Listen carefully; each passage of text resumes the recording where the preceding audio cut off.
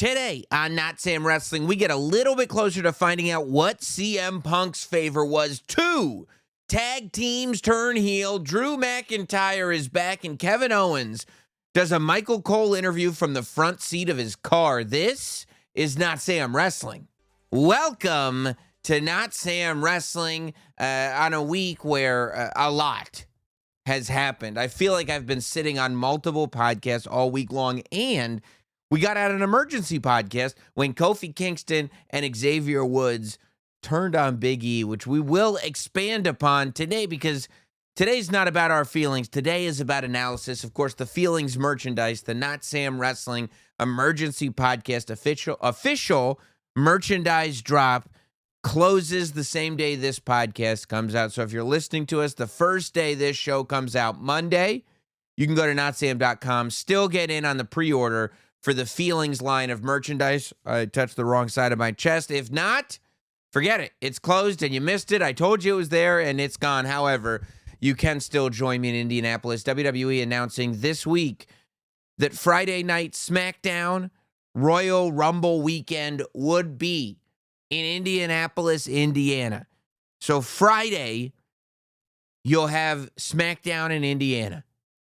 Saturday, you'll have the Royal Rumble in Indiana. But 2 days is not enough. Thursday, you'll have Notsam Wrestling live at the Helium Comedy Club in Indianapolis, Indiana. You can go to notsam.com and click the tickets link for tickets to that. And I feel like we're already revving up towards the Royal Rumble, but it's hard to know. With all the matches that are being set up for and all the stories that are being laid out, it's hard to know exactly what is going to be executed upon at which time. But it does give, and this is probably a lesson that was really learned from WrestleMania with all the chaos that ensued going into WrestleMania 40. This is why I think, or one of the reasons why, it feels like there's a story A, story B, story C going on with a lot of the main characters in the WWE right now, and all happening at the same time. In case you need to pivot, we can go right in that direction. We saw a great example of that starting out Monday Night Raw on Monday. Of course, I'm talking about that opening promo segment involving CM Punk and Seth Rollins and Sami Zayn. 3, maybe 4 stories told over the course of one segment with just microphones and maybe a little bit of physicality. It was incredible. So CM Punk starts Monday Night Raw as advertised. And he basically says, look, I've got Drew McIntyre behind me. I've got the War Games and my favorite of Paul Heyman behind me. There is one place that I'm going. And for, I believe, the first time in history, he gets up on that second turnbuckle, on that second rope, and he points to the area where people will be pointing to a couple of months from now. He points to the WrestleMania sign before there is a WrestleMania sign and makes it clear that WrestleMania and main eventing WrestleMania is the goal. The story of CM Punk getting to WrestleMania is just as rich as anybody trying to main event WrestleMania. And if there is even a hint that The Rock could be competing at WrestleMania this year, the idea that once again we could be in a scenario where CM Punk feels that he deserves the main event of WrestleMania, where there are a lot of fans that feel that they would like to see CM Punk in the main event of WrestleMania, yet The Rock is going to fight to take that main event of WrestleMania. Last year, it was the Final Boss and Cody not allowing The Rock to have that WrestleMania main event. Maybe we'll wind it back. Maybe we'll have CM Punk as the person that the fans want to see in the main event of WrestleMania because that story is so deep. CM Punk talked about that openly upon leaving the WWE right after the Royal Rumble before WrestleMania 30. He found out that the plan for him was, I believe, to wrestle Triple H. And it wasn't going to be the main event of WrestleMania, but it was going to be a huge match. At that time, the plan for the main event of WrestleMania, I believe, was Randy Orton versus Batista. Of course, much like WrestleMania 40, WrestleMania 30 became a living document. Plans changed, and Daniel Bryan was inserted into the main event. Daniel Bryan was not only inserted into the main event match, but also given the CM Punk match after CM Punk split when it was Daniel Bryan versus Triple H, which led to Daniel Bryan winning and thus getting to the main event and Yes-O-Mania coming to the conclusion that we all wanted it to come to. But the year before that, at WrestleMania 29, CM Punk had voiced some frustration, not in the spot that he was in, but in the fact that he wasn't in the main event. At WrestleMania 29, he got the Undertaker match, and he was, I think, very happy to have that Undertaker match. Big deal, having the Undertaker match. That's awesome. I should be main eventing WrestleMania. You can listen to what was said at WrestleMania 28, a year before that, when I believe the WWE Championship match, if I'm not mistaken, was CM Punk versus Chris Jericho. And I think both Punk and Jericho felt that they should at least be in the discussion for main eventing that show. But at 28 and 29, it was The Rock and John Cena that were main eventing WrestleMania. You remember going into 29, The Rock actually beat CM Punk, which, by the way, does answer a question that I got last week that a lot of people responded to in the comments, which I appreciated and wrote in, that two people who went from babyface to heel in the midst of their championship reign. One, Macho Man Randy Savage winning the championship at WrestleMania 4 as a babyface, walking in to WrestleMania 5 defending against Hulk Hogan as a heel, and CM Punk, who won the WWE Championship as a babyface, but by the time he lost it to The Rock, was indeed a heel. So the story, and then once CM Punk left the WWE, as much as he cited all kinds of things, one of the things that he cited was a frustration that he was not main eventing WrestleMania and felt that given the way things were moving, he may never main event WrestleMania. And then last year, he's finally back, and what happens? Drew McIntyre injures him at the Royal Rumble, and CM Punk is not able to compete at WrestleMania. This year, finally, for the first time since WrestleMania 30, CM Punk is in contention to compete at WrestleMania. And the main event is simply where CM Punk wants to be. Now, CM Punk goes over how he might be able to get there. He talks about, first of all, he makes a reference to finishing your story, which is a real wink, because guess what? We haven't even considered that. With all this conversation about CM Punk and Roman Reigns and the tension that was built between them leading to and at War Games. Seth Rollins and CM Punk and all the tension that has been there literally since Survivor Series last year and before, with Seth Rollins voicing his discontent for CM Punk. We haven't even discussed the possibility of, what if Cody Rhodes is back in the main event of WrestleMania? And what if we somehow get to CM Punk and Cody Rhodes in that match? We don't have the story yet, but the fact that CM Punk dropped there's more than one way to finish your story, and looked right at the camera when he said it, leads me to believe that that's a third match that is at least worth talking about. However, talks about the Royal Rumble, talks about Elimination Chamber. And just before he gets interrupted, he goes, and I got another favor or two in my pocket that can help me get to where I need to go.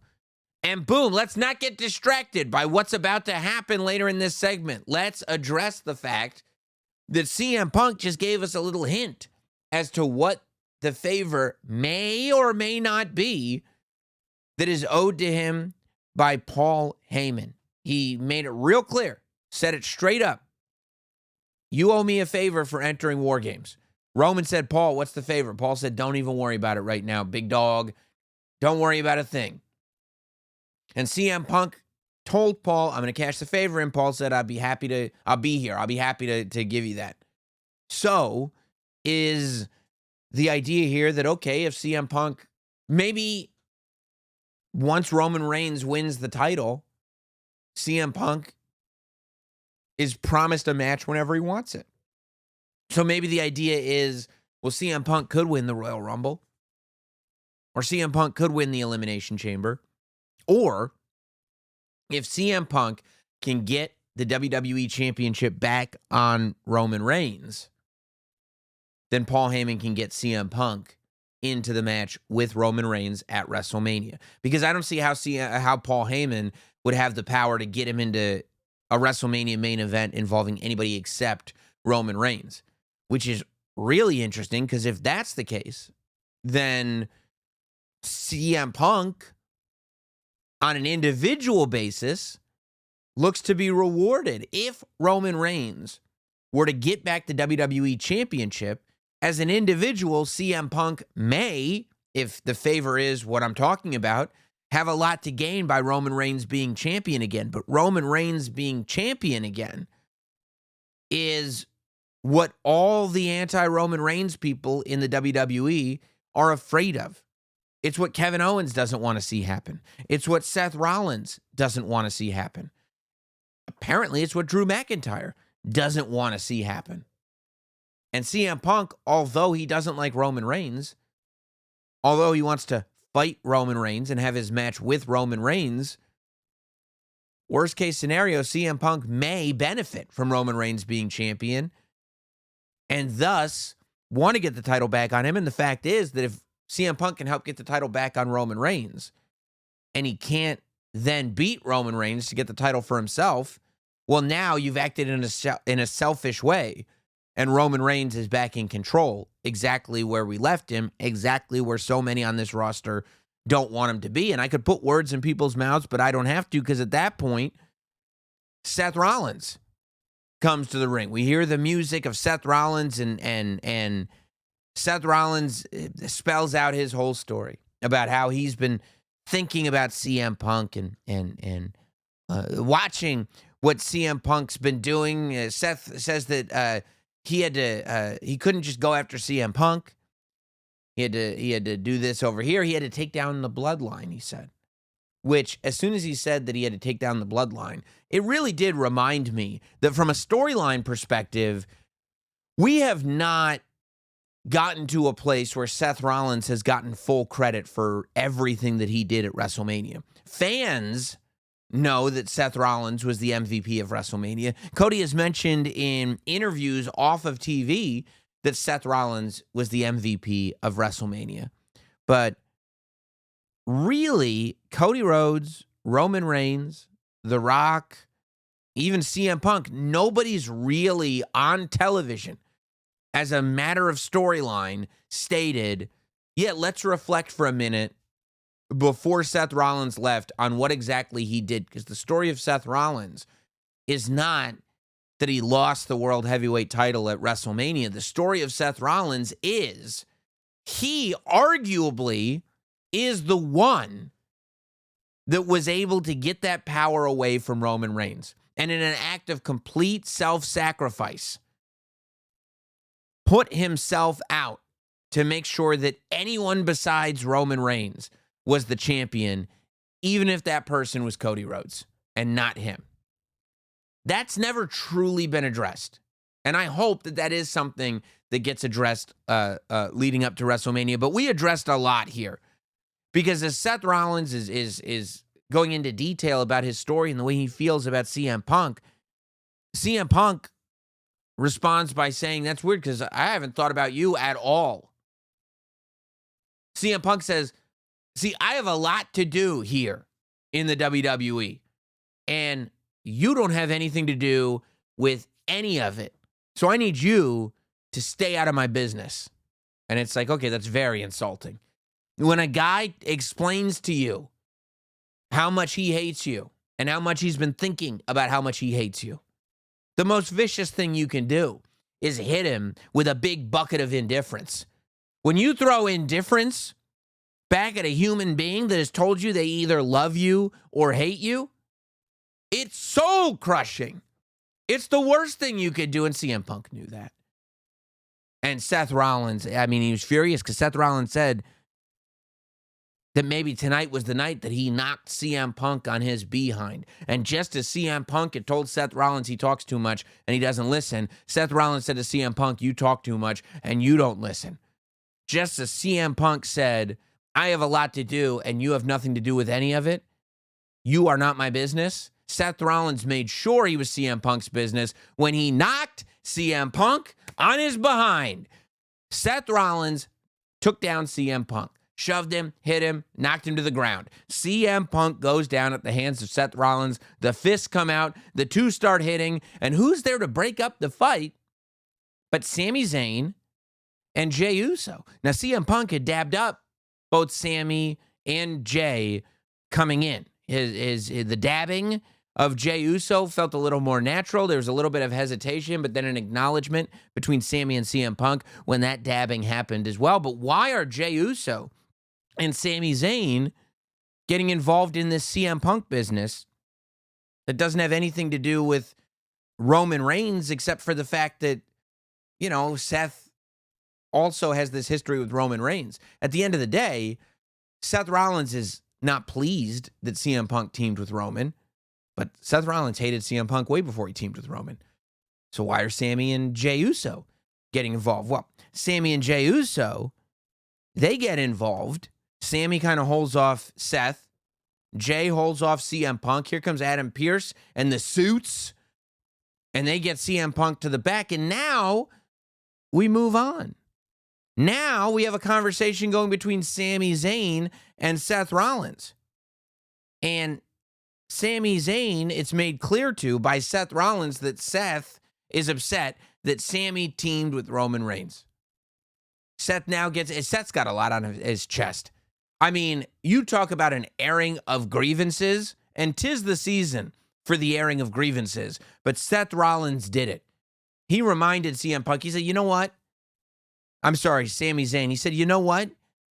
Jey Uso is Roman Reigns' family. Jey Uso is going to do what Jey's going to do, and that's not really my business, but you're not family. And the fans start chanting Sami Uso, but Seth Rollins is like, I'm not playing that game.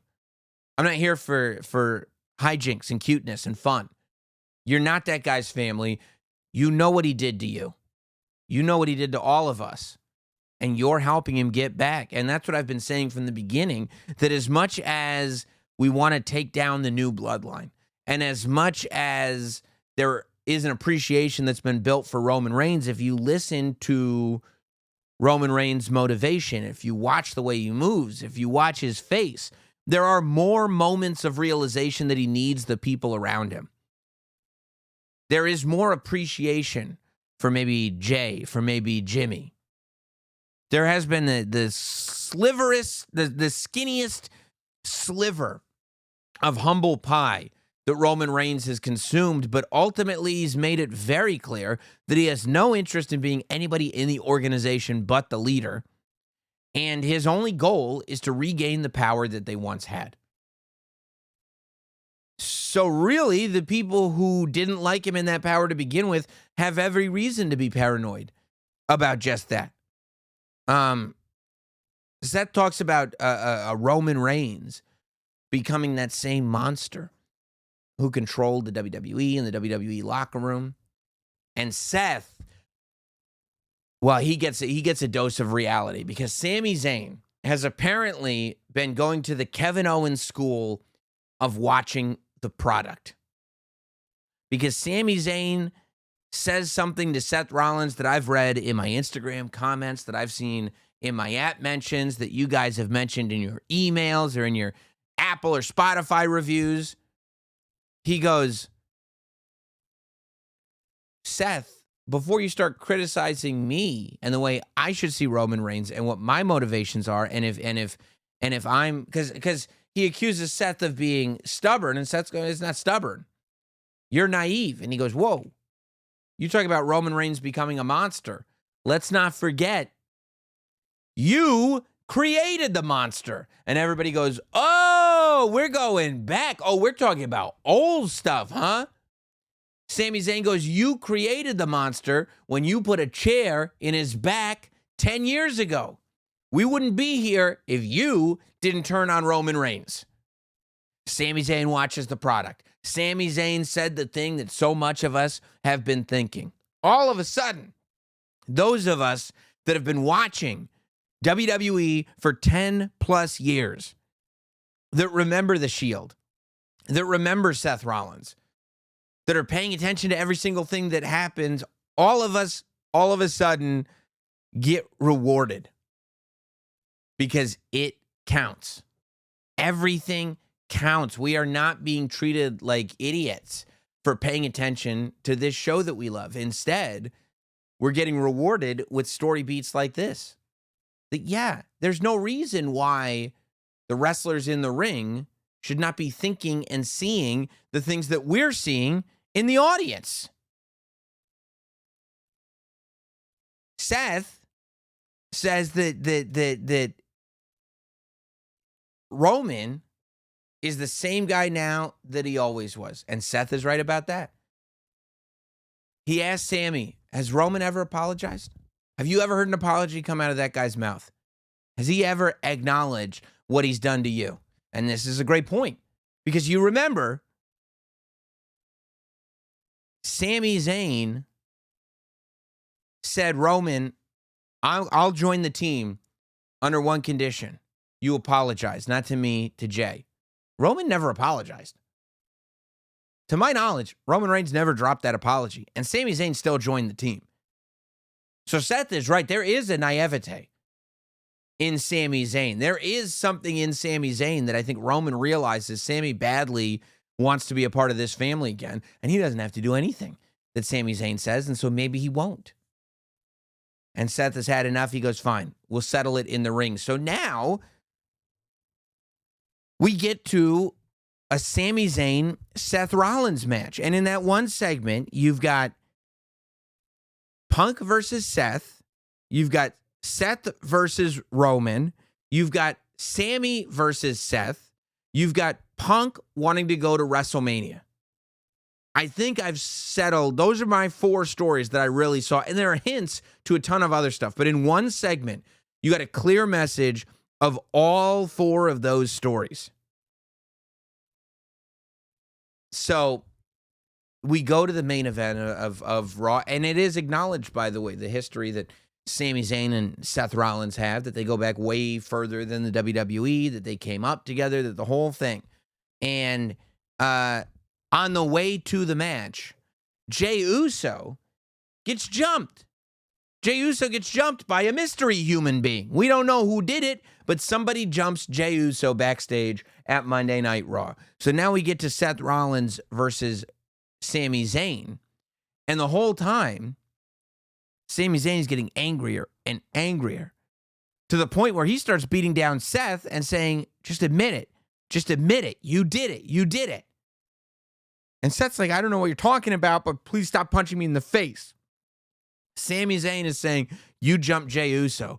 Seth Rollins is saying, I did not. Sami Zayn gets a chair. And while Seth Rollins is down, he's going, whoa, whoa, whoa, whoa, whoa, whoa, whoa, whoa.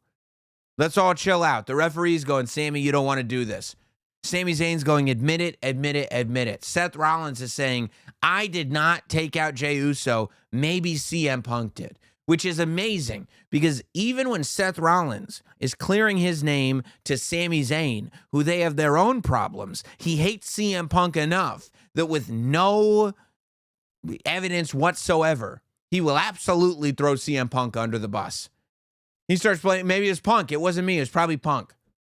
And just as Sami Zayn goes, fine, he puts the chair down. Seth Rollins hits him with that small package, reminiscent of Bret the Hitman Hart getting Big Daddy Cool at Survivor Series 1995 with the same move. And just like Bret Hart did with Big Daddy Cool, Seth Rollins gets the victory.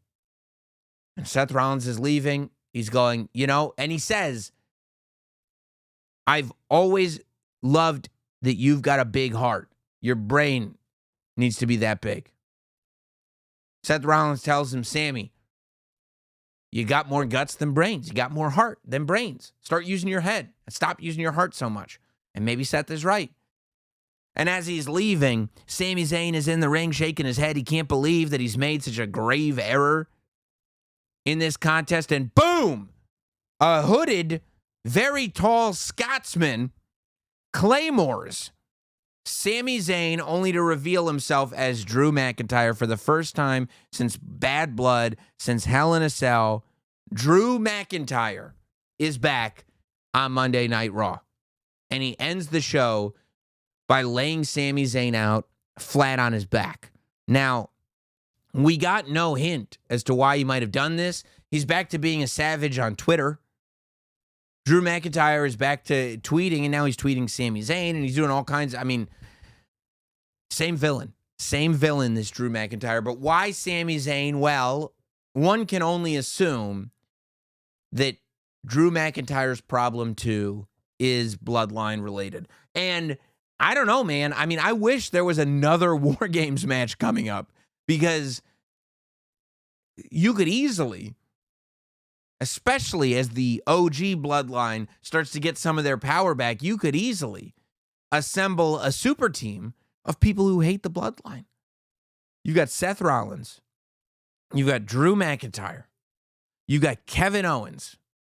I think it'd be real easy to find 2 more people. And now you've built this team of people who have been wronged and never forgave the bloodline. It's being built right in front of our eyes. And Drew McIntyre is the latest to join. So I would imagine there's a good chance that Drew McIntyre is the one that took out Jey Uso. Now, there's another thing going on here. There's another chance that, look, there were 3 wrestling television shows this week, save the PLEs, right? We got an NXT PLE, which we'll talk about. But we had Monday Night Raw, we had Tuesday Night NXT, we had Friday Night SmackDown. 3 WWE shows, 3 anonymous backstage jumpings. On Monday Night Raw, you had Jey Uso taken out by an anonymous assailant. On NXT on Tuesday, you had Eddie Thorpe taken out by an anonymous assailant.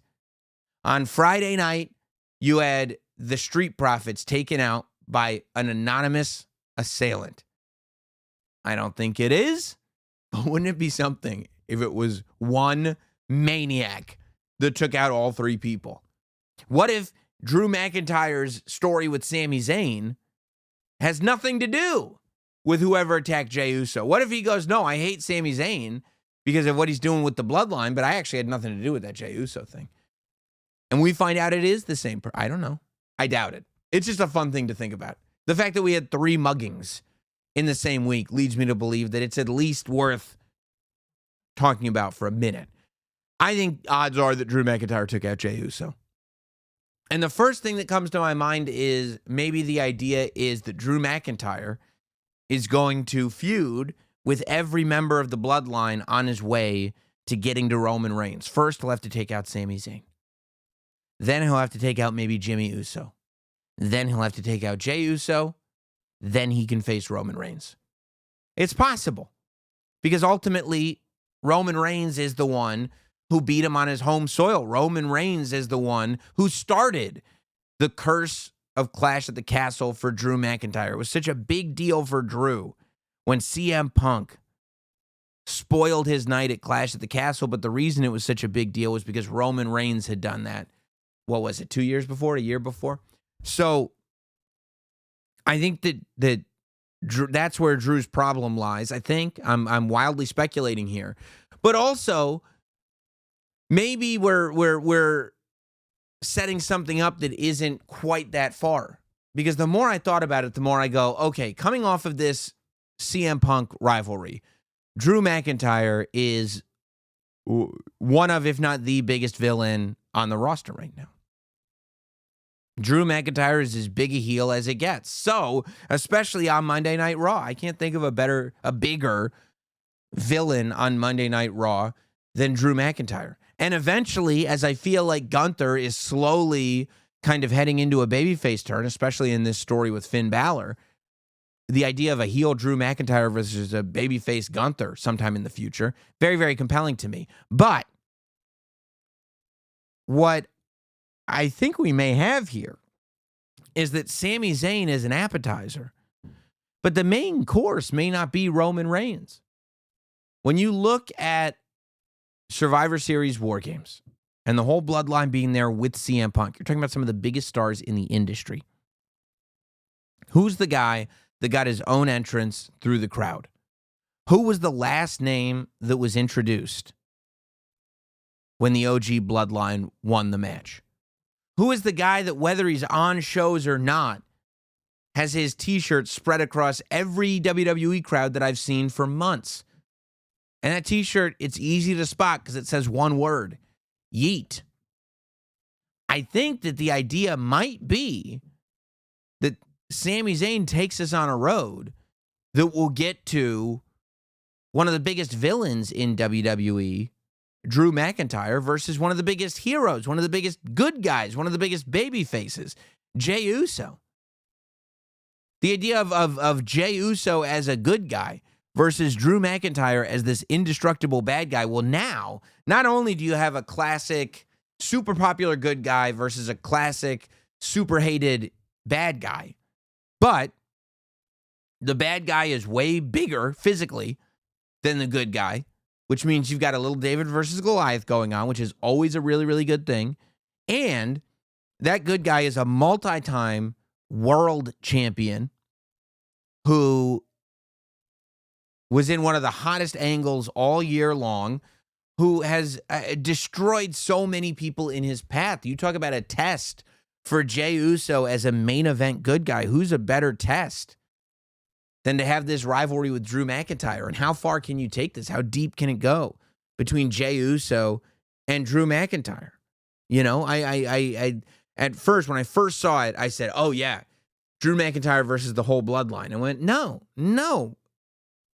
maybe eventually, but no. Drew McIntyre versus Jey Uso just might be enough.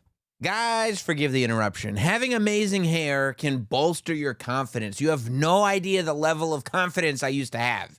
If you've been struggling with hair thinning, Hims can help. Hims provides access to a range of hair loss treatments. You can choose between a chewable treatment, an oral pill, a spray, a serum, whatever works best for you. With doctor-trusted options and clinically proven ingredients like finasteride and minoxidil that can regrow hair in as little as 3 to 6 months. You won't have to wait forever for the hair of your dreams, and you don't even need insurance. The one low price covers everything from treatments to ongoing hair. Start your free online visit today at hims.com/notsam. That's HIMS.com/notsam for your personalized hair loss treatment options. hims.com/notsam. Results vary based on studies of topical and oral minoxidil and finasteride. Prescription products require an online consultation with a healthcare provider who will determine if a prescription is appropriate. Restrictions apply. See website for full details and important safety information. Then, over on SmackDown, you had the other individual who has joined the superpowers of We Hate the Bloodline, We Hate Roman Reigns, and if you're friends with him, you can't be friends with us. Kevin Owens. Kevin Owens, it was advertised, would be in an interview with Michael Cole. They even showed, which they've shown before, the room getting prepped with the lights and the chairs and the boom mic and everything, ready to had that sit-down interview live on SmackDown in the locker room in the building that they were in Milwaukee. And then word gets out when Kevin Owens posts a video on his social that Kevin Owens has showed up, but he's so unhappy with the treatment that he's gotten on SmackDown that Kevin Owens would prefer to do the interview in his car. So if Michael Cole wants to do the interview, he can come out to the loading dock and sit in Kevin Owens' car and do the interview there. So that's what Michael Cole does. They shoot him leaving the commentary table, walking towards the backstage area. When they come back, he's on that loading dock. He gets into Kevin Owens' car with him. And listen, no one is better than Kevin Owens at being hilarious without losing the seriousness of the story. Sometimes people are so worried about being entertaining that you get lost in the story because you're just enjoying watching this performer. Kevin Owens is really good at being really entertaining without allowing you to get lost, right? Keeping you on track with whatever story it is that's being told. And, you know, Michael Cole stood up for himself. Kevin Owens talks about his problems with Cody Rhodes, and Michael Cole thinks that Kevin has not conducted himself in a manner fitting of a superstar. But I think that something that really struck me was that as they're talking, Michael Cole goes, it's not just Cody Rhodes, it's Jey Uso, it's Sami Zayn, and Kevin Owens again goes back to the idea that Seth Rollins went with, family is going to do what family's going to do. I don't care what the Usos do. I don't care. And he says, and again, this is going back to everybody that goes, wait, if this is true, how can that be true? And there was an era where the answer would just be, well, because it is. Stop asking stupid questions. Now, the answer is, if this is true, this can't be true is correct. If this is true, this must also be true. Like, those rules, logic is adhered to, which feels amazing as a fan. Because when Michael Cole brings up Sami Zayn, he says, Kevin Owens says, and trust me, when it comes to Sami Zayn, we will cross that bridge when we get to it. Things are not being ignored. And I think that it is perfectly reasonable for us to have that fear that things might be ignored, because in the past things were ignored, but things are not being ignored. Kevin Owens acknowledged that he does have a lot to work out, shall we say, with Sami Zayn. And that goes back to main characters having A, B, and C stories. Who knows when that'll be unpacked? And by the way, if Kevin Owens is mad at his friend Sami Zayn for teaming with Roman Reigns, CM Punk, you would have to assume, has become an enemy even more so of Kevin Owens. And just when we thought we had our dance card full, just when I thought, I was sitting here going like, well, it could be CM Punk versus Roman Reigns at WrestleMania. What if it's CM Punk versus this one? What if it's CM Punk versus Seth Rollins? What if it's CM Punk versus Cody Rhodes? At some point, it's got to be CM Punk versus Kevin Owens, right? Right. So, Cole starts telling Kevin Owens to look in the mirror, and Kevin Owens is talking over him, saying, all I see when I look in the mirror is someone who's very handsome who is right. And Cole says the thing that I've been saying on this podcast, which is Kevin Owens is kind of the problem here. That look in the mirror. You're responsible for this. It's not about, anything besides that. And some people agree with it. Some people disagree with it. Kevin Owens disagreed with it and invited Michael Cole to leave my rental car. Get out of my rental car. And then he called Cole back. Wait, Michael, just so he could roll the window up in Michael Cole's face and drive away. And we thought Kevin Owens was done with the evening, but he wasn't. Cody Rhodes wins a hard-fought match with Chad Gable, which was a great match. The moonsault, but Cody Rhodes gets out of the way, but Gable lands on his feet, and then Cody uses that advantage to hit a crossroads. Just a really cool sequence. Cody Rhodes gets the victory. The boot, by the way, Cody's boot, throughout the course of the match, has been removed. And just as Cody is holding his title victorious against Chad Gable, Kevin Owens shows up, stomps Cody's ankle, and the two of them get into a fight, and that's how we go off the air. I love the story that's being told with Kevin Owens and Cody Rhodes. I think they've done such a good job building up to this Saturday night's main event match. We've got one more SmackDown before Saturday night's main event next week, and it is live. I think it's in like Hartford, Connecticut or something.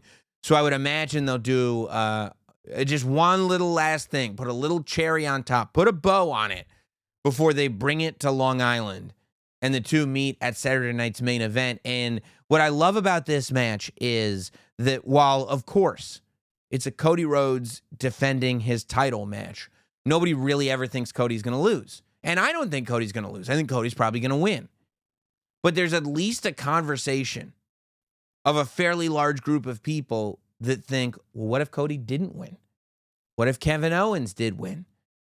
And like I've said before, I mean, if Kevin Owens still has history with Sami Zayn, Kevin Owens versus Sami Zayn as a WWE Championship match. We never got the Randy Orton-Kevin Owens match. We got the match being thrown out at Crown Jewel, and then we had Randy Orton eating a pile driver. And that's when Cody finally stepped in. If Kevin Owens wins the WWE Championship, not only does he have Cody Rhodes that would want a rematch, he's got Sami Zayn that he's got to work out stuff with. He's got Randy Orton, that was never paid off with. And Randy Orton, we know, wants the WWE Championship. Oh, yeah. And he's got a built-in rivalry with CM Punk. That's 4 opponents that I could tell you for Kevin Owens as WWE Champion right now. Am I telling you that that's a prediction, that I think it's going to happen? No. But I am telling you that I can wildly speculate and get there. The Bloodline represented on SmackDown. So we find out at War Games that real life Bronson Reed, I believe, hurt his ankle, required surgery, is going to be out for who knows how long. Jimmy Uso broke his toe, is going to be out for who knows who long. And Tonga Loa tore his bicep, is going to be out for who knows who long. For who knows how long. So Solo Sikoa has lost an ally and a full-fledged member of the Bloodline, as he was also defeated by the OG Bloodline. So we see Shinsuke Nakamura, the United States champion, hit the ring. Here comes LA Knight to tell Nakamura he's terrible. Here comes Andrade to come out and say, wait, I want a shot at the United States Championship. And just as they're getting into it, boom, the Bloodline strikes. Tama Tonga, Jacob Fatu, and Solo Sikoa come in, and they take out LA Knight, and they take out Andrade, and they look at Shinsuke, and Shinsuke looks at them, and Shinsuke makes the decision to let that mist drool from his mouth, which looked really cool, and retreat as every good heel should do. And then they take out LA Knight a little bit more, which, by the way, if we are going to get kind of a micro story between LA Knight and the new Bloodline, I'm all for that. I like that idea.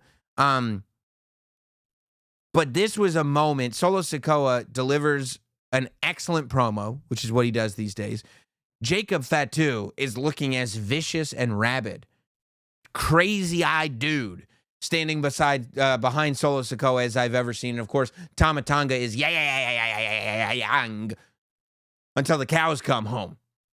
And Solo Sikoa says, don't think that the Bloodline got taken out just because of what happened at War Games, just because I lost one of my soldiers. Don't think that we're taken out. And if anybody wants to step up, I invite you to step up. He says, I am tired of not being taken seriously. And he's much more aggressive than he has been in a long time. He said he's ready. He's wearing the Ulafala still, and he's ready for the audience and the locker room to acknowledge him. Now, I don't know if we're going to get right back into Roman Reigns stuff. I would imagine Roman Reigns will at least be back by the beginning of January. I can't imagine we're going to Raw on Netflix without Roman Reigns. That would shock me if by January 6th, Roman Reigns isn't back. But when I say a micro story, we got a couple weeks. So are we going to see moments like this, or are we going to find non-Bloodline opponents for Solo Sikoa? Will Roman Reigns shift his perspective elsewhere? I mean, who knows? Who knows? But I think that this is a good rhythm.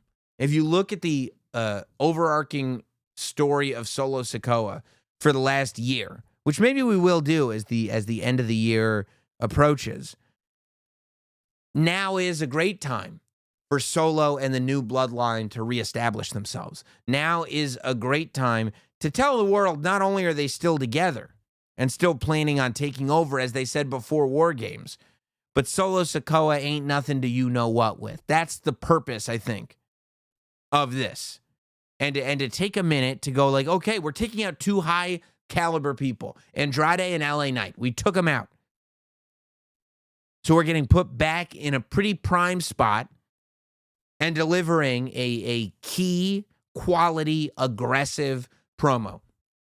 Because Solo starts out the year as an enforcer that we believe, especially after beating John Cena, I want to say at the end of 2023, to walk into 2024, this badass enforcer, somebody who could cost Cody Rhodes a championship, is great.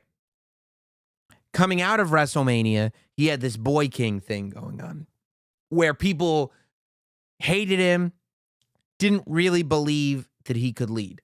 And I think there was a confusion for some whether what they were feeling was, I don't believe this character or I don't like this character. I think that shifted this season, kind of getting into the fall, really the autumn. So the spring and the summer was building Solo Sikoa as this boy king. Jacob Fatu started to twist this around, but end of summer into the fall was Solo Sikoa really coming into his own. That's where we see Swaggy Solo.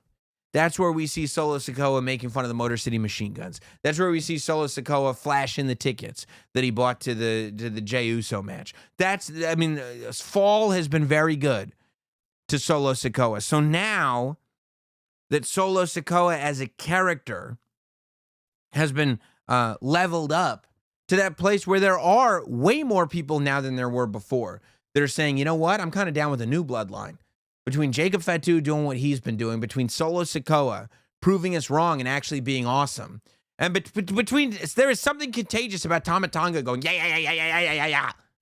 Between all that, the new bloodline is building a fan base, and a lot of the fans are people going, I didn't think I would be here, but the fact is I'm here. So we're taking that energy, now we're reading the room, we're understanding that this has been successful so far, and now we're pushing the dial one more level up. And now we're going into aggressive Solo Sikoa. We're actually going back more towards where he was at the very beginning of the year, but now with all the foundation that we've added as this year has gone on. And we're getting to the point where it's like, oh, we remember now. What were we told in April, in May? We were told that Solo and his bloodline were dangerous. When they took out Paul Heyman, when they took out Roman Reigns the first time, when Paul Heyman said, this is not what the tribal chief intended. These people are too dangerous. These people are too unpredictable. I think now is the time that we see that as we build toward whatever the future of this bloodline Roman Reigns rivalry looks like. But I was real happy when I saw that they, instead of responding to War Games, in a goofy way or in an entertaining way or in a way where it felt like, okay, they've really taken their licks, they responded with anger and aggression, which I think is key for this new bloodline.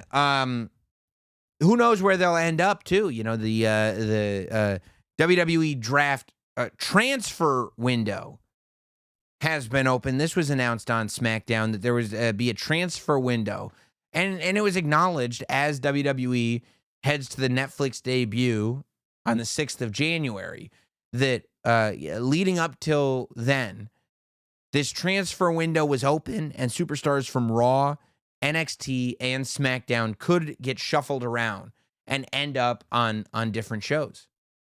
And we're seeing deals start to be made already. This was one of the things I thought Nick Aldis really shined when the draft was happening, because it felt like he was trying to acquire talents. It felt like there was at least something to this drafting, and we're already seeing that with this transfer window. We saw Nick Aldis having a meeting with Gunther, with the World Heavyweight Champion, and right there you're going, well, during the draft, titles weren't going to be changing. During the WWE's draft, it was champions aren't getting drafted because the WWE champion stays on SmackDown and the World Heavyweight Champion stays on Raw. That's how Cody Rhodes ended up going over to SmackDown after WrestleMania. But if the transfer window is open, who's to say Gunther and the World Heavyweight title won't end up on SmackDown while Cody Rhodes and the WWE Championship ends up on Raw? I wouldn't be shocked if Netflix was like, hey, we want Cody on Netflix. You want to build this global franchise. We want Cody over here and we want Roman over here. And I who knows who ends up going over to SmackDown if Gunther goes over there. I mean, there's a lot of different possibilities we could see. I think the thing that the whole world was talking about was the fact that when Bianca Belair was walking down the hallway, we looked in the distance, and there was Dirty Daddy Dominic Mysterio meeting with Nick Aldis. Can you imagine if Nick Aldis were able to acquire the coup of the century of Nick Aldis? were able to bring Dominic Mysterio over to SmackDown, I'll tell you, if a roster lost Roman Reigns, it would be a tough loss. But if the headline was, yeah, but we picked up Dominic Mysterio, everything would probably be fine after that. Carmelo Hayes interrupted the Gunther-Nick Aldis discussion, and he said, look, if you don't have anything for me to do, I like the sound of Monday Night Mellow going over to Netflix. And Nick Aldis said, don't threaten me with a good time, but told him he would have an opponent, a special opponent for him on SmackDown. Nobody knows who it is. Will this be a trade? Will this be a call-up? Will this be a new signee? The last time Nick Aldis said something like that, the Motor City Machine Guns were the ones that showed up, and a lot was made out of the connection that those guys had in the past. Maybe Nick Aldis bringing somebody else up from TNA. Maybe Bobby Roode, glorious, is coming back to compete on SmackDown, and Nick Aldis is the one responsible for it because it's another TNA guy. Who knows? You know, I couldn't begin to speculate. It could be pretty much anybody. But I do think that it was very interesting that they specifically brought up Raw, SmackDown, and NXT were part of this transfer window, because that means we could get call-ups. Maybe it's one of those things where, you know, some of the bigger stars on SmackDown end up going over to Raw, and SmackDown gets guys like Gunther, maybe a couple of other people from Raw, but maybe SmackDown also ends up getting some of the big stars from NXT. Maybe SmackDown ends up being kind of what SmackDown was in the early, you know, SmackDown 6 Paul Heyman days, where SmackDown becomes this show, like Raw is that big star-studded sports entertainment show, and SmackDown becomes this great wrestling show where you're seeing all these stars really come into their own and have the opportunity to do that. Who knows?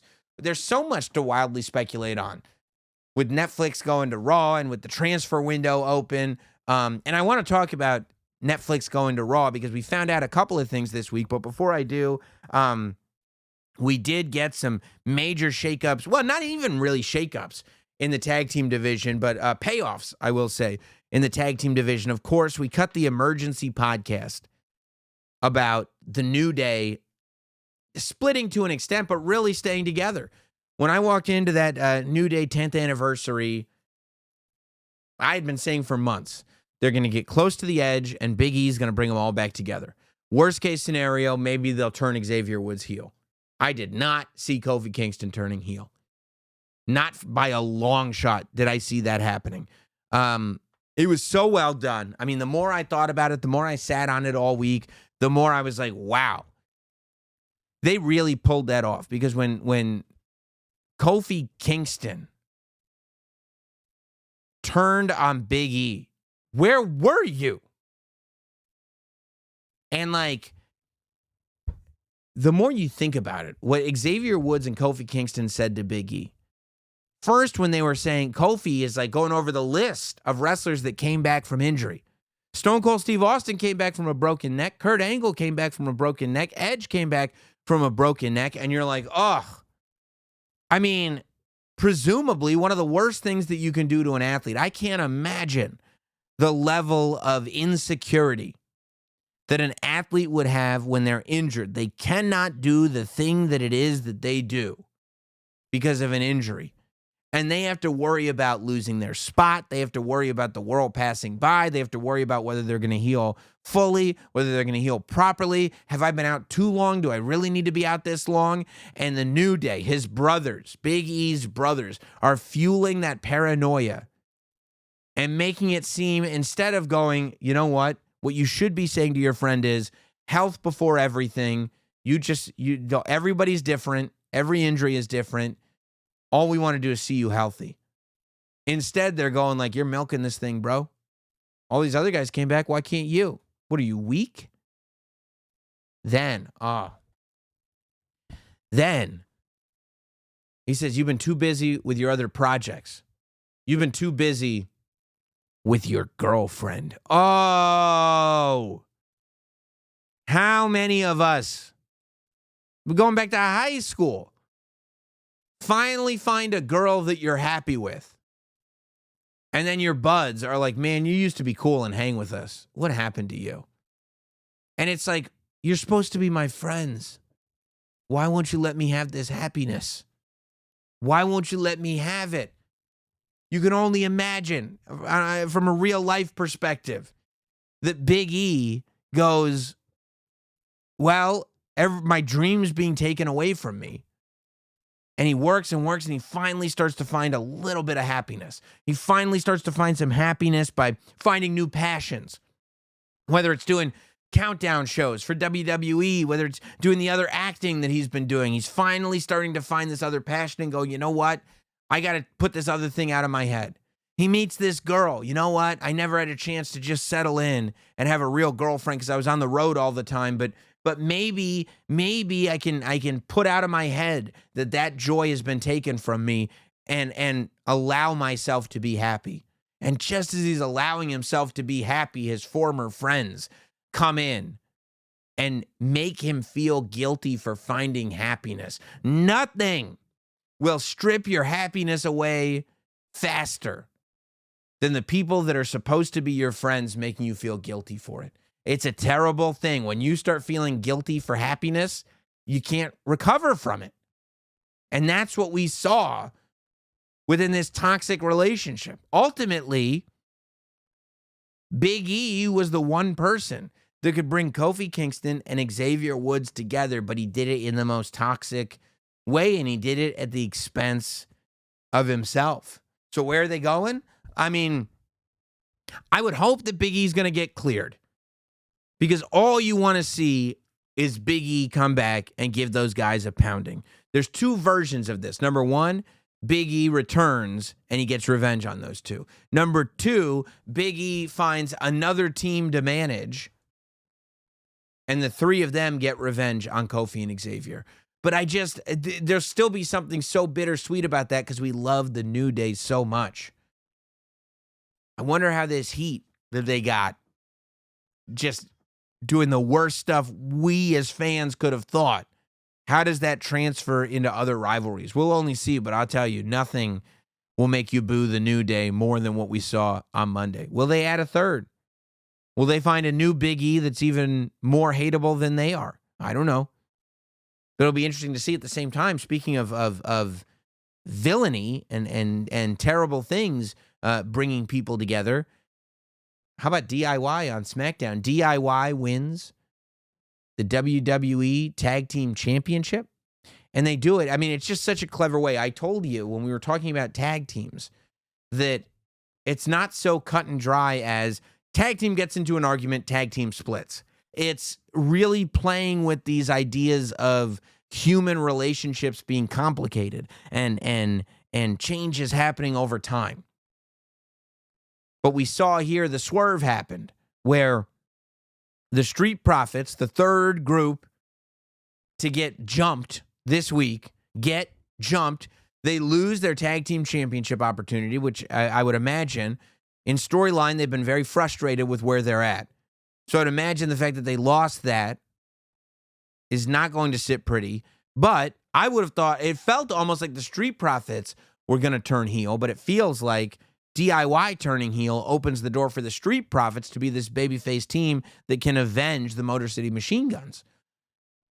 But the Street Profits go down, and the first thought I have in my head is that Ciampa did this, and he's going to get Johnny and him a tag team championship match. Johnny is the one who gets the match. And I said, okay, well, then the new thing is going to be that Johnny gets the match, but he finds out what Ciampa did and feels all kinds of guilty for it. So the match happens, DIY versus Motor City Machine Guns. There's tension in DIY.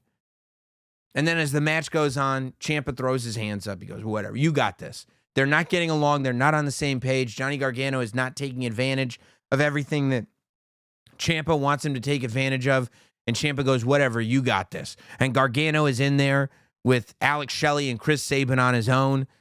Ciampa jumps up on the apron with a steel chair. He gets in the ring. The referee's trying to stop him. And just as they're distracted, Gargano hits Chris Sabin with the Gargano gonad stomp.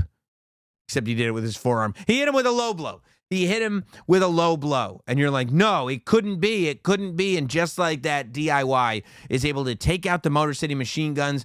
They said they would do it however they had to do it. And that's exactly how they did it. Johnny Gargano and Tommaso Ciampa turn heel together. And, on paper, I wouldn't have thought I wanted to see Johnny Gargano turn heel. But I'm invested. I thought we were going to get a repeat of the rivalry between Ciampa and Gargano. And instead, we've got both of them as villains. Now, how about this? Who else is a villain on that show? Candice LeRae comes into the locker room and congratulates the two of them. And I'm going, oh my God. I don't know what they're going to do with Grayson Waller. But all of a sudden, A-Town Down Under is not a concern of mine at all. All I want is for Austin Theory, and he needs something different, does Austin Theory right now. Austin Theory needs to find the thing that is going to define Austin Theory, and I don't believe he's found it yet. But if anybody watched NXT years ago, you remember The Way. The Way was Indy Hartwell, Candice LeRae, Austin Theory, and Johnny Gargano, and they acted as a family together.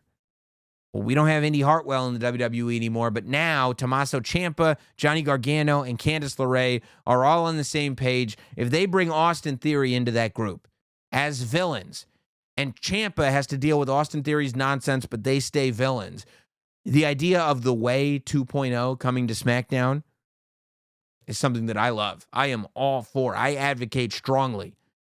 You've already got Candice LeRae part of the group by congratulating the two of them. Candice LeRae doesn't have a partner right now, but she is a heel. She was on the heel side of War Games. Throw Austin Theory into that group, and you've now got something cool for all four of them to do. Forgive the interruption, guys, but why do we love wrestling so much? It's because it takes us out of the stress. It's a very stressful time of the year. You can chill out, though, with Via. Via has premium THC and THC-free gummies that'll get you through all of those family gatherings. Whether you want to get more rest, boost your mood, or you just want to chill out.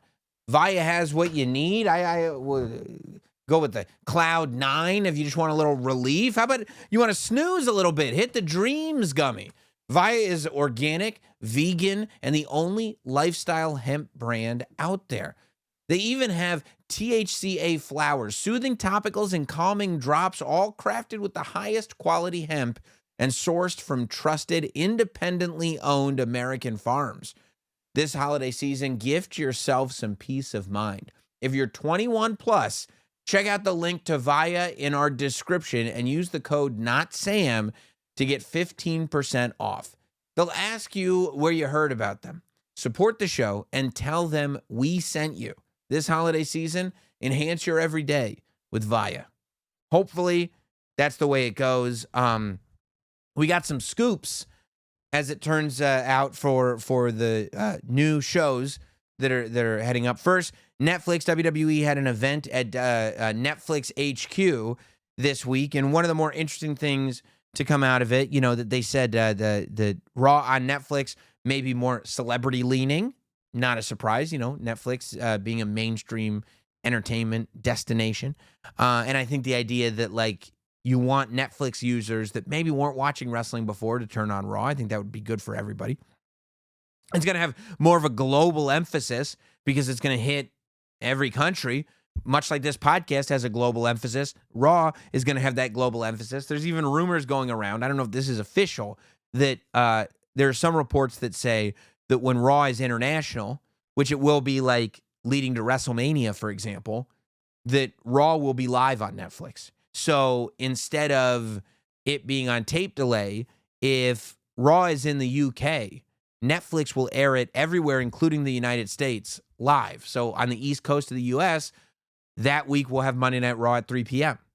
And why not? It's Netflix. It's not like they have to factor it into a time schedule. Raw will just be live wherever Raw is. Now, when it's in the United States, I would imagine that they'll still factor it in. Like if Raw is in Los Angeles, I feel like Raw will probably still start at 5 p.m. because they don't want to, mix everything up all the time. But I think that when they go overseas is when you'll have that kind of special vibe, the same way they do for PLEs. It looks as though the Raw archive is leaving Peacock. When you go to Peacock and you watch Raw, it says 22 days, 21 days, whatever it is, left to watch this on Peacock. So it looks like the same way NXT went over to the CW app. Even in the States, it seems like the Raw archive will be on Netflix. I don't know if it'll all be up there on day one, but that's what it seems like, just, wildly speculating based on what we have on Peacock. And I think most importantly was Nick Khan's statement at this event that Raw's rating isn't going to change. There's all this speculation about Raw, going to TV 14 and the Attitude Era is coming back and this and that. He's saying, no, the product is going to remain the same. That we will still be content that appeals to families. We'll still be doing everything that we've been doing, which is not a shock to me. I told you, when people have asked, do I want the product to get edgier? I've said, no. What's compelling is not putting in more curse words and throwing in some nudity and more blood. What's compelling is storylines. Story. That's it. The stories just need to be good. And the fact is that when you look at what WWE has been doing over the last 2 or 3 years, where they're making more money by a landslide than ever before, they've got stories that are compelling people with more regularity than they have in years and years and years. It's like, why would you go to Netflix when they're paying $5 billion for a product? This is the product that they're buying. Why would you then go and change it? We finally figured out a way that you can put on a WWE. I think people have that sour taste in their mouth when the WWE first went PG, and it was like the Cena era. And as adults, we felt like we were watching a show that wasn't targeted at us. That it was like, this is really just for kids now. We've finally gotten to a place where families can watch this together. And even if the kids are not watching, adults get as much out of it as they've ever gotten out of it. Why would you change that? I think that's got to be the thinking behind what we're seeing. And that, aside from the fact that they won't have to deal, if maybe if the crowd is chanting, they won't have to mute it. Maybe if something slips out, maybe things like that. But the idea that they're going to drastically shift the way they present their product and who their audience is, it wouldn't make any sense anyway. That makes sense to do when business is down, not when business is up. And speaking of business, we got more scoops on Saturday night's main event. Jesse Ventura. First of all, we found out that we're already getting another Saturday night's main event in just over a month on January 25th, which is a week before the Rumble. Saturday night's main event is going to be in Texas, I think. And so that'll be the Saturday, before the Rumble. So think about it. I mean, you're going to get Saturday night's main event that Saturday. Then you're going to go and get Monday Night Raw on Monday. Tuesday night, you're going to get NXT. Wednesday, you're finally going to be able to breathe. Thursday, you better have your ass in Indianapolis because Notsam Wrestling, this podcast, is going to be live from the Helium Comedy Club. Get your tickets at notsam.com. Friday, you got SmackDown in Indianapolis. And then the Saturday after, you got the Royal Rumble in Indianapolis. So that's going to be a tremendously huge week. But what we got from Jesse Ventura on the Bill Simmons podcast was not only is he going to return to the broadcast booth for Saturday night's main event, and it seemed like what Bill Simmons said was that it would be for like a few matches. I don't think it's going to be for the whole show. I don't know, but that's what it seemed like listening to the podcast. But Jesse said that they're doing for a year, which it was announced as part of the USA deal that there would be those tent poles, but for a year. So seasonally they do it. They'll be, I would imagine winter, summer, spring, or winter, spring, summer, fall type of scenario. They'll probably do next year's Saturday night's main event earlier so that they're not so back-to-back, but who knows? Who knows? Maybe it'll be like, although it's really convenient to do it in December since there's no December PLE, but whatever.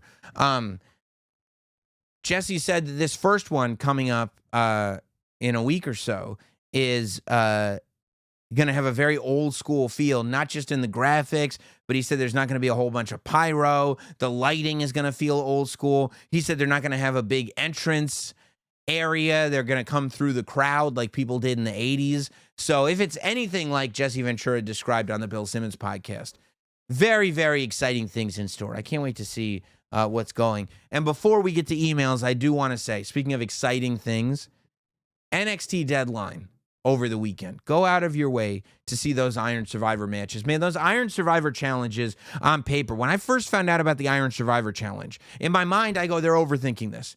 It doesn't need to be this busy. It doesn't need to be this complicated. But then when you watch these matches in action, they're some of the best matches. They're awesome.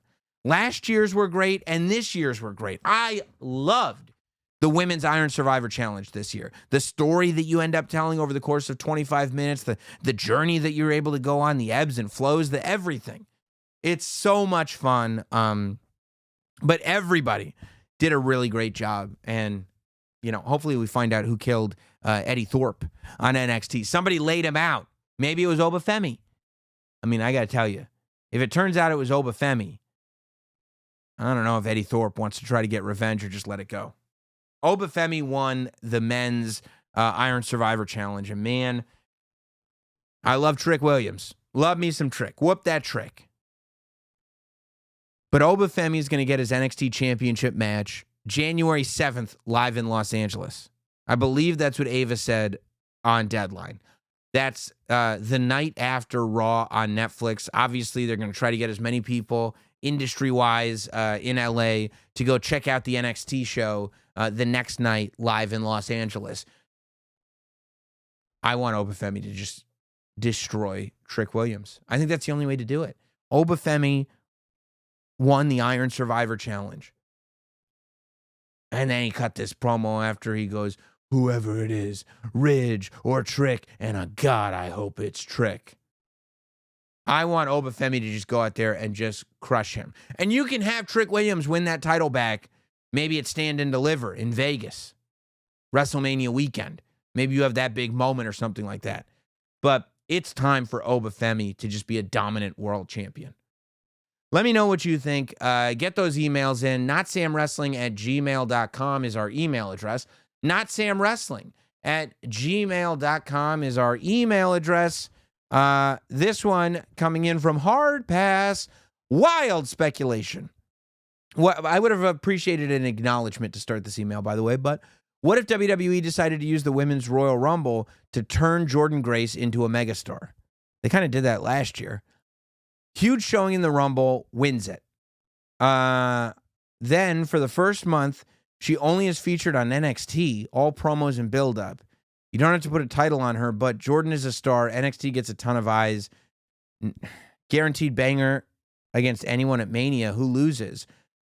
Who loses is whoever could have won the Royal Rumble. So does that mean she's going to use her Royal Rumble win to get a shot at the NXT Championship? I mean, you can by the rules, but no, it's like you don't even have to do that. Like, why have her win? That's why the Kane spot exists. That's why the Diesel spot exists. Just have her go in there and eliminate a whole bunch of people. Especially if you're thinking to send her to NXT after the Rumble. No, the idea would be have her eliminate a ton of people, then build her up in NXT. Like, she still makes this huge impact. Oh my God, who is this girl? What is she all about? Then you send her to NXT. Then you build her up over the course of whatever. And then at Stand and Deliver, you do like Zarya versus Jordynne Grace for the championship. Like, Zarya beats Julia. I mean, Julia versus Jordynne Grace could be good too. If Zarya had won the Iron Survivor Challenge, I would have Zarya beat Roxanne Perez at New Year's Evil, and then Zarya versus Jordynne Grace at Stand and Deliver. I think that would be if Jordynne Grace was there. But yeah, I wouldn't have somebody win the Royal Rumble and then go to NXT. That's just me. Mark writes in, Sam, my PTC wise man on all things wrestling and original show. I love you, Sam. Tell me, is WWE developing a different kind of feud post Bloodline? I see some similarities in the way Drew started his feud with Punk, KO, and Cody, and on Raw this past Monday with Seth and Sami and Punk. And all the heels, I feel, are telling some kind of truth that's hard to argue with. And they're all righteously angry. Even Solo kind of fits in his exchanges with Roman. I mean, I think that it's about logic. I think that it's about logic and storytelling. I think that the Attitude Era, and people always bring up this Attitude Era. What was good about the Attitude Era is when they said, we're not going to insult your intelligence anymore. We're going to find shades of gray. It's not just good guys and bad guys. But what if the new Attitude Era, the new way of not insulting our intelligence, the new way of having shades are gray, is that you do have defined good guys and defined bad guys, but their reasons for fighting are all logically based. They are human beings, not caricatures of human beings. And it makes all of them more relatable, and thus the whole story connects so much more to an audience. I think that's what we're seeing. Unrelated, I don't think Oba attacked Eddie Thorpe before Deadline. Somehow The Rock will be involved. Any thoughts? It would be, look, it makes perfect sense, okay? Obviously, Ava is The Rock's daughter, and it starts with Eddie Thorpe putting his hands on Ava. There was a moment where the assistant GMs of NXT looked up in kind of shock and like, oh, at whoever walked into the NXT office before they found Eddie Thorpe. Is it possible? Sure. But the idea that in the middle of all this Bloodline stuff, in the middle of all this Cody Rhodes stuff, that The Rock would also go down and be like, also, I don't like Eddie Thorpe. I mean, does that make a lot of sense? I don't think so. I think it probably should not be Oba, because if it was Oba, unless you're going to put the title on Oba and then Eddie Thorpe's going to be your new number one contender, I guess that's possible. Lastly, a couple weeks ago, I asked you to name a few of your favorite matches through the years. You didn't. I'm not doing that again. Come on, what are we? This is not a phone call. Avik from the UK writes in, what's the haps from London? I think you'll acknowledge me after this. It's a very confident way to start. I don't know about that. So last week, the question was asked if a wrestler had ever turned heel mid-world title run. After hours of Attitude Era thinking, I came to the conclusion. It was Kevin Nash. He walks in as a face champ to face Hogan on Nitro. Finger poke of doom mid-match. I mean, come on, dude. Are you going like, what about the finger poke of doom? First of all, he wasn't really a face either, because Goldberg was the face and he beat Goldberg. I mean, no, that does not hold water. It's Macho Man and CM Punk are the answers. Also, how would you feel if, in order for Kofi and Woods to stick it to E even more, they not only kick him out, but they replace him with another heavy? I think Omos would be a great fit for the newer day. It's not so bad. If Omos were their third, I mean, that's not so bad. I can't. It's hard to even conceive of what the New Day would look like with a different third member. Ryan writes in, happy holidays to you and all the flowers to you and yours. Thank you for the flowers. What under-the-radar dark horse superstar would you like to see step up and have a breakout year in 2025? My pick is Joaquin Wilde. I believe he has all the tools and has paid his dues. I love Joaquin Wilde. I think he's awesome. I think it's Jada Parker is the answer. Jada Parker is going to have an insane 2025, I think. Even though she told me to shut up on the pre-show, on the countdown show to Deadline. It was very intimidating. It was very scary, even though she was joined via satellite. But Jada Parker would be my pick. Another Sam writes in, I love you, Sam Scoops Roberts. I acknowledge you.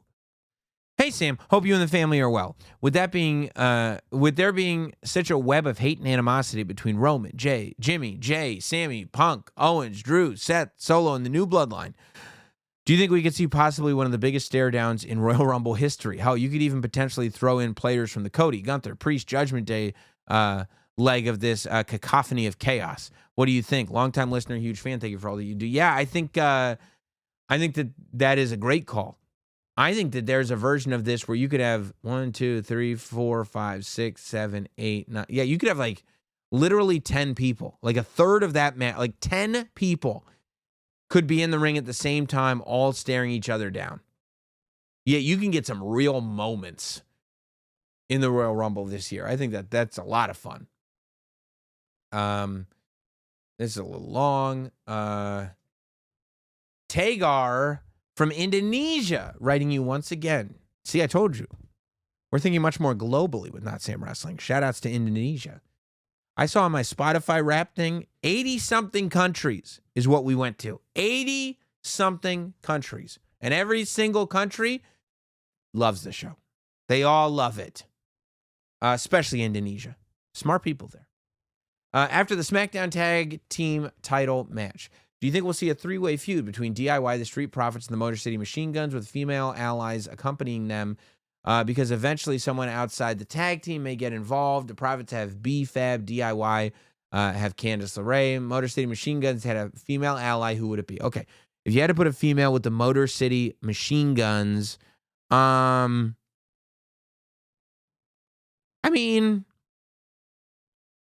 there's just Blair Davenport sticks out. I don't think Blair Davenport has fully found her spot yet.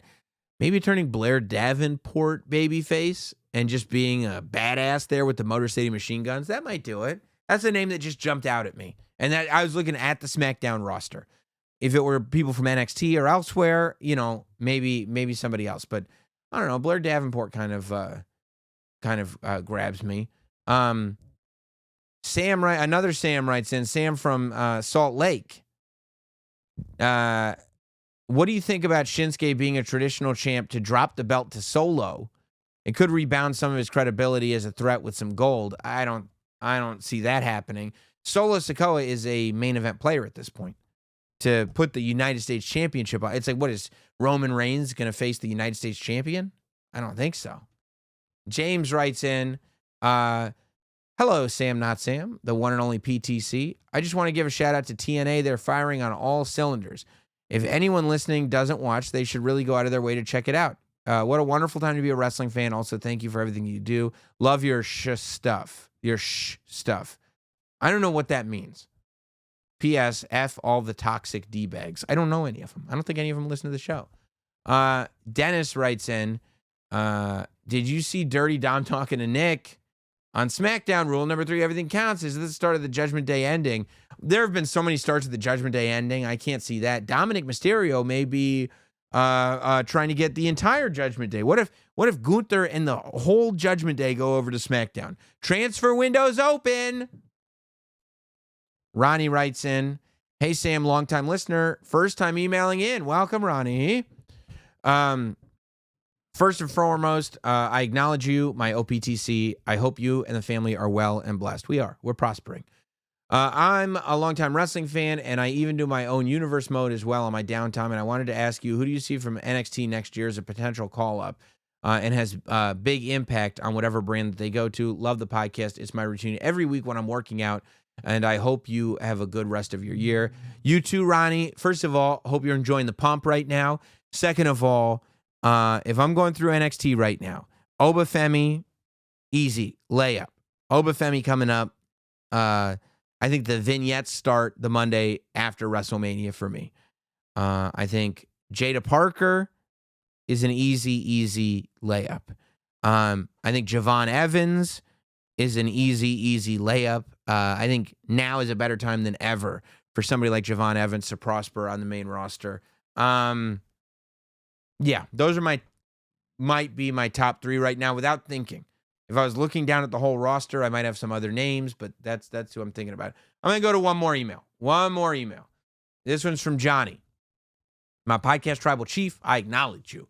With your permission, I would like to invoke rule number 2 and speculate wildly. With the disintegration of the New Day on Monday night, could this be setting up Kofi and Xavier to be the next Wyatt for the Wyatts once they finish with the Final Testament?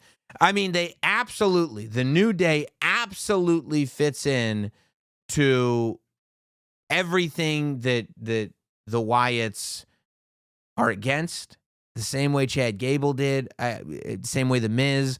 The New Day fits. Will they go in that direction? I don't know, but it absolutely fits. I appreciate you guys hanging out this week. Make sure you're subscribed across all audio platforms, Apple, Spotify, etc. Make sure you're watching the podcast as well every week on YouTube. Subscribe to the YouTube channel. Hit like, leave a comment, leave a rating and a review on Apple and Spotify, the SiriusXM app as well. And we will see you again very soon for another Not Sam Wrestling. Who knows? Maybe the siren will come up.